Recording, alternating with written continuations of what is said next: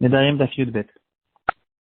Bonjour à tout le monde, Shavua Tov. Aujourd'hui, on va essayer de voir quelques détails, quelques minagim qui concernent le Yortzeit. Yortzeit, c'est donc quelqu'un qui a perdu son père ou sa mère. Alors, chaque année, le jour de la Ptira, il y aura certains minagim qu'on a l'habitude de faire. Dans notre daf se trouve la référence la plus ancienne de ces choses-là. Et on va les voir tout de suite. La Gemara nous dit la phrase suivante. Quelqu'un qui a juré qu'il ne va pas jeûner, qu'il ne va pas manger, comme le jour de la mort de son père, alors il ne pourra pas manger et ça sera un éder. D'abord, je vais faire une introduction. Qu'est-ce que c'est cette chose-là? On parle de la halakha de Atpasa. Atpasa, c'est-à-dire, quand on fait un éder, on le fait attraper sur quelque chose d'autre. Par exemple, si j'ai un pain qui est devant moi, je suis intéressé de l'interdire avec un éder. Il ne suffit pas que je dise ce pain est interdit, il faut que je dise ce pain est interdit comme par exemple, comme un korban. Le cas le plus classique, c'est comme un korban, c'est à cause du fait que la Torah m'a donné la force, avec ma bouche, de prendre un animal et de le transformer en ekdesh. Il était choulin, je le transforme en ekdesh. Et donc maintenant, cette chose-là me donne plus tard la force de faire un éder sur n'importe quelle chose que je suis pas intéressé pour le coup de le rendre ekdesh, mais je fais un éder que je ne pourrais pas le manger. Comme quoi je ne pourrais pas le manger? Ici, on donnera un exemple, on dira comme un korban. Si je n'ai pas fait de Hatpasa, diront les Rishonim, le neder, il existe. Pourquoi le neder existe? C'est à cause de la halakha de Yadot qu'on a déjà vu plusieurs fois dans la Gemara. C'est-à-dire, même un neder qui est manquant, il manque la moitié de la phrase. Aussi, ce neder, il est bon, il marche. Mais par contre, quand quelqu'un, donc le vrai neder, c'est quand le neder, il fait avec une Hatpasa. Quand il donne un exemple, il le fait attraper avec quelque chose d'autre. Le neder de Yadot, c'est quand il est manquant. Il n'a pas fait attraper, il a juste dit ce pain sera interdit sur moi, que je ne le mange pas, ceci est un neder.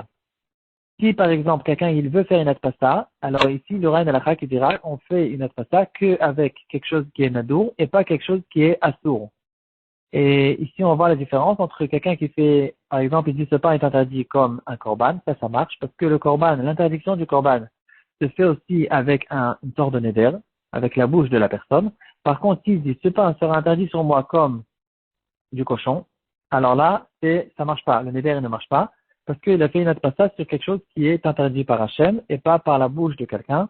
Et il y aura un passouk, une racha qui dira Ish qui dort neder la Hachem. Le mot neder a été doublé et c'est pour nous apprendre qu'on fait un neder avec quelque chose qui a déjà été nadour, avec quelque chose qui est interdit par la force du neder et pas par la force de la Torah.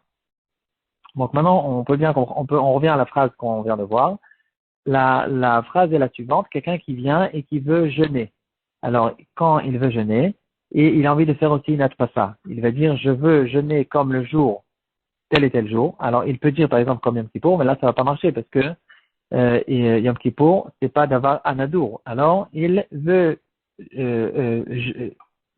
prendre sur lui un ta'anit, et il veut faire aussi une atpassa. Donc, quel est le ta'anit que c'est la personne elle-même qui a décidé de faire? C'est quelqu'un qui prend sur lui le jour du Yortzeit de son père, il a pris sur lui de ne pas manger. Ça, c'est un ta'anit qui apparemment n'est pas obligatoire. Et donc, quand son père il est mort, il a pris sur lui de jeûner toutes les années ce jour-là. Et puis maintenant, il se trouve un autre jour dans l'année et il dit aujourd'hui ce jour-là sera comme le jour où mon père il est mort. Et dans ce cas-là, ce sera encore une fois un éder qui a été matpis bedavar hanadour. Et de là, les Rishonim, par exemple dans la Torah Traim, il va dire que ici on a une référence déjà dans la Gemara, dans un minag qui est très ancien que les Juifs avaient l'habitude de faire le jour du Yortzeit. On le retrouve souvent dans le Shulchan Aruch. Quelqu'un qui a Yortzeit sur son père ou sur sa mère, il y avait un minag que cette personne-là ne va pas manger toute la journée, il va faire un jeûne. C'est un jeûne qui est un minag. Et ici, quand on cherche en fait une référence à ce minag, on peut le retrouver dans notre Gemara. D'autres poskim ne vont pas être d'accord. Ils vont dire que non. C'est pas qu'il y avait un minag depuis le temps de la Gemara de jeûner.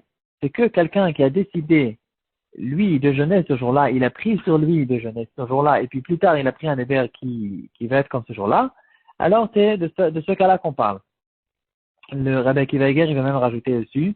Il va dire que dans notre Gemara, c'est écrit Kiyom Shemet Aviv ou Kiyom Shemet Rabo, le jour où son maître il est niftar. Or, il n'y a pas du tout de minag de jeûner quand le maître il est niftar. Donc on voit ici qu'on ne parle pas du tout du minag qu'on connaît aujourd'hui.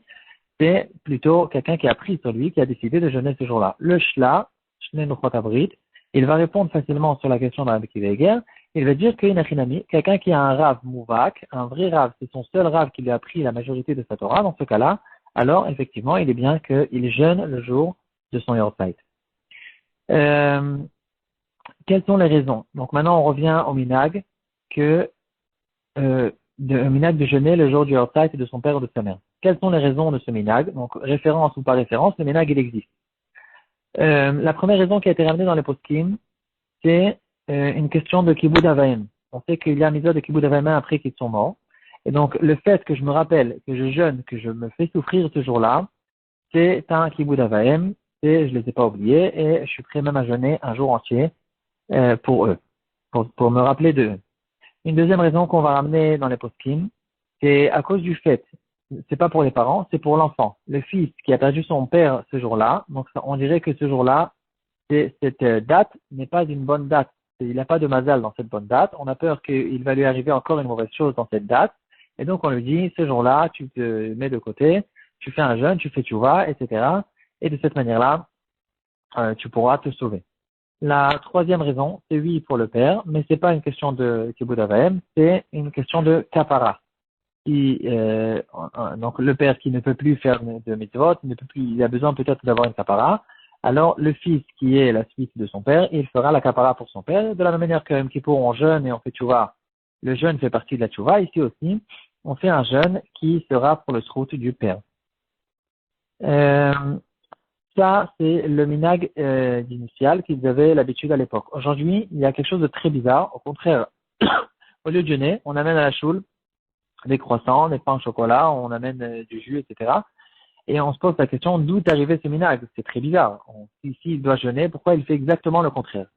Et effectivement, on peut trouver dans certains poskim qui n'étaient pas du tout contents de cette chose-là. Dans le Zechremed, il va ramener certains poskim. Il va nous dire qu'il faut annuler ce minag. Qu'est-ce que c'est cette histoire? Que quelqu'un qui a perdu son père, il fait, au lieu de jeûner, il fait des grandes théodotes, il fait une grande joie. Alors, c'est pas quelque chose qui est censé être. Et il va dire que cette chose-là, de faire des théodotes, c'est arrivé à cause de certaines personnes qui étaient vexées de dire que leur père a besoin d'une kapara. Non, mon père c'était un grand sadique, il n'a pas du tout besoin de kapara, et donc je ne vais pas jeûner. En plus de ça, je veux bien publier comment mon père c'était un grand sadique, et donc je vais amener un bon repas à la choule pour que tout le monde voit que mon père n'a pas besoin de kapara. Donc c'est quelque chose bien sûr qui est à annuler. Même les plus grands sadikim, on leur reproche de certaines choses. Il n'y a pas de sadique qui n'a jamais fait d'Averot, et quoi qu'il en soit, bien sûr, qu'on ne peut pas faire entrer un mina comme ça chez tout le monde, alors que certaines personnes, certaines échamotes attendent apparemment qu'on leur fasse des tfilotes, on leur envoie des paquets de srouillottes pour les aider. Une autre raison que j'ai entendue personnellement, je ne sais pas si elle a été écrite dans la postime, pourquoi ce minag est rentré, qui est apparemment, d'après certains postines, un minag qui est une erreur. On va voir tout de suite que d'autres poskim ne sont pas d'accord. Au contraire, ils disent que c'est quelque chose qui est bien. Mais pourquoi c'est arrivé cette chose-là? Parce que comme il y avait le minag de jeûner, et pas tout le monde voulait jeûner, donc dans certains jeûnes qui ne sont pas très forts, on a l'habitude de faire un sioum. On fait un sioum, par exemple, Erev Rosh Hashanah, normalement on devrait jeûner. Certains ont l'habitude de faire un sioum, bien le plus connu, c'est Erev Pessah, la veille de Pessah. Les Bechorot doivent jeûner. Et ce qu'on a l'habitude de faire, c'est on fait un siyum, et comme ça, on les rend quittes, puisque c'est une théodat mitzvah, ils peuvent casser le jeûne avec cette chose-là. Ici aussi, comme au début, on devait jeûner, ils avaient l'habitude de faire un siyum, et donc, si on fait un siyum, on amène un repas, et donc, à cause de ça, ils ont pris l'habitude d'amener le repas. Avec le temps, le siyum, il a sauté, mais le repas, il est resté. Et donc, c'est encore une explication qui dira comme quoi, bien sûr, que c'est quelque chose à annuler. Ou tu fais le siyum, et tu amènes un repas, ou bien tu n'amènes pas un repas et tu jeûnes si tu n'as pas fait de siyum. Quand même, le minag il est là, il existe, et il faut l'expliquer. Le shoot minchat yitrak, dans Chelek Vav Siman Kuf Lamed He, il va nous dire que la raison pour laquelle on a l'habitude d'amener ce qu'on appelle un tikkun, donc un repas ou un goûter, le jour du Yortzeit, c'est parce que avec les générations, il y a eu, il y a une faiblesse qui est tombée, qui est descendue. On est beaucoup plus faible que les générations d'avant. Et donc, ils ont instauré que au lieu de faire un jeûne, alors on lui dit, ne fais pas un jeûne, mais au moins fais un repas pour les pauvres. C'est une tzedaka, c'est achmasat ochim, c'est des gens qui ont besoin de manger. Fais un repas pour les pauvres, et au contraire, cette chose-là, ça sera un elou nishmat pour ton père à la place du jeûne. Et donc, c'est ça, c'est de ça qu'au fait, le minag, il est arrivé de là.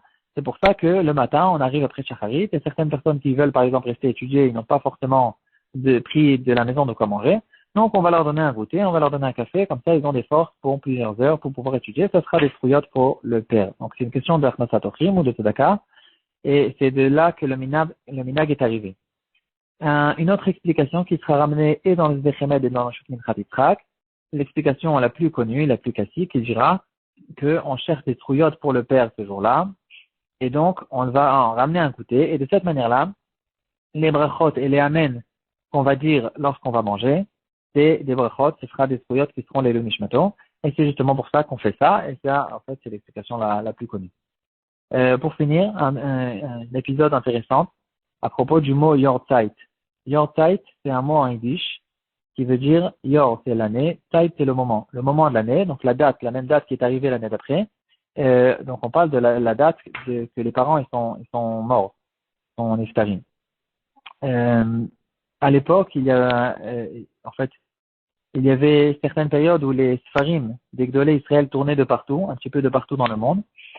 Et par contre, ils ne savaient, par exemple, les Sfarim il y a un grand Mekoubal, Deshem Shevo Vachlama, le grand-père de Rav Eliashiv. Les Sfarim tournaient déjà dans le monde entier. Le Ben Ishra, il connaissait ces Sfarim. Ou bien, il y a des Sfarim du Khatam Sofer qui sont arrivés en Algérie, au Maroc. Il connaissait ces Sfarim déjà à l'époque.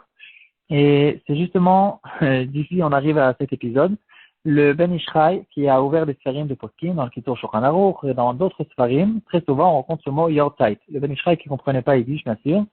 Il s'est posé la question, qu'est-ce que c'est ce mot? Il y avait apparemment personne dans sa ville qui pouvait lui expliquer qu'est-ce que c'est ce mot, Yortzeit. Et donc, il a essayé de réfléchir, qu'est-ce que c'est, et il a trouvé. Il a trouvé que c'est des Rashi Tevot, Yortzeit, donc c'est Yud Aleph Resh, Yom Asifat Rav, Tzeit, c'est Tzadik Yud Yud Tet. Tzadik, Yeh Yom Tov. Yom Asifat Rav Tzadik, le jour où un Rav Tzadik il a été rassemblé, il est niftar. Yeh Yom Tov, il sera, devra Hashem bientôt pour un Yom Tov, avec Kriyat HaMetim. Et donc, c'est ça le pshat que le Ben Ishraï il a trouvé dans ce mot qui est en English.